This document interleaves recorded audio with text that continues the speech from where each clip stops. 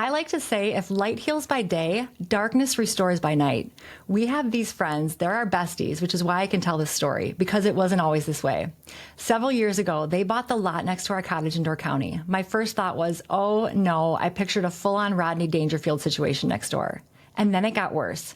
After their construction was finished, I arrived late one Friday night, ready for a solo weekend, just me and nature, but their house was lit up like a Christmas tree, lights everywhere. I was devastated. My dark bedroom, the starry skies, it all felt ruined. And I held a grudge longer than I care to admit. I'd studied light and I knew what light pollution does to the body, but I had zero control over our new neighbors or their lighting choices. Here's the best part of the story. I not only learned to let go of that grudge, I grew to love them. They became like family. They are now an important part of my life as close family friends. And those lights, they got dimmed over time. As I evolved to find some humility and accept their lights, they grew to appreciate the beauty of Door County's darkness. It was a powerful lesson for me in so many ways.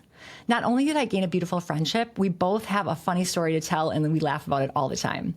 It also truly shows you how much I respect darkness. It's literally one of the most healing forces in nature. There's a reason why there are designated dark sky places around the world. We've flooded the planet with so much artificial light that the International Dark Sky Association now protects the few places left on Earth where true darkness exists. I've spent most of this series talking about light as medicine, but darkness is medicine too. When the sun sets, your body expects darkness. It's the cue that tells your brain it's time to repair. The pineal gland releases melatonin, lowering inflammation, allowing mitochondria to repair and triggering deep restorative sleep. Your body shifts into night shift, which is when your cells clear waste, your body detoxes, your brain detoxes, and hormones like cortisol and growth hormone rebalance, and your nervous system drops into rest and repair mode. Light during the day is health promoting, but if you experience too much light at night, even with your eyes closed, the light sensors in your eyes detect that brightness and you lose those precious healing hours of a dark night. When this happens, you get the opposite of what your body needs. Cortisol rises when it's supposed to be low. Melatonin, the precious sleep hormone, is suppressed, affecting the quality and stages of your sleep. In other words, your circadian rhythm gets messed up. And this can translate into health problems. Too much light at night has been linked to higher insulin and glucose levels, reduced heart rate variability, and reduced time in parasympathetic recovery, which can result in higher stress. Studies show that too much light exposure at night can even affect mood and contribute to depression, and it may increase your chances of certain types of cancer. I could go on and on, but the takeaway is, let there be lightness, but also let there be dark. Light gives you energy, darkness gives you longevity. This is a real problem. Think about it. When's the last time you experienced true black darkness? Street lights, LEDs, screens, alarm clocks. Our nights are flooded with artificial light. Our homes glow after sunset, our neighborhoods shine, and our bodies never get the signal that it's time to rest. Even a brief flash of light at night, like a phone notification or a bathroom light, can suppress your melatonin production for hours.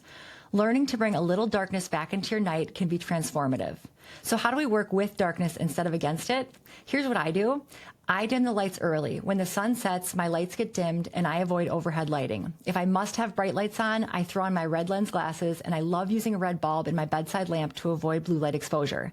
I also embrace candle lights. My favorite part of winter nights is sitting by the fire. Even from a candle, flames signal safety and calm to your nervous system.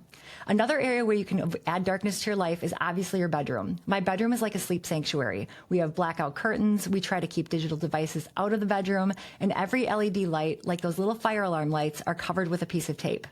And I always try to connect with natural light cycles. I try to watch the sunset as often as possible, giving my body the cue that darkness is coming.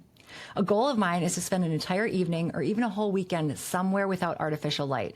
No screens, no glare, just quiet starlit darkness. As I said, while light heals by day, darkness restores by night. By adding not only light, but darkness into your life, you give it what it needs to rest and repair. And we need both. We need to experience them rhythmically. If you get too much of either, you're missing out and even harming your body. So tonight, dim the lights, step outside, and rediscover the beauty of the dark. And maybe turn off your landscape lights, because sometimes the best medicine is the light you don't turn on. In the final part of this series, the best part, I'll be sharing the Wealthy Life Light Protocol, a complete guide on how to harness both light and darkness for optimal health, mood, and longevity. See you there.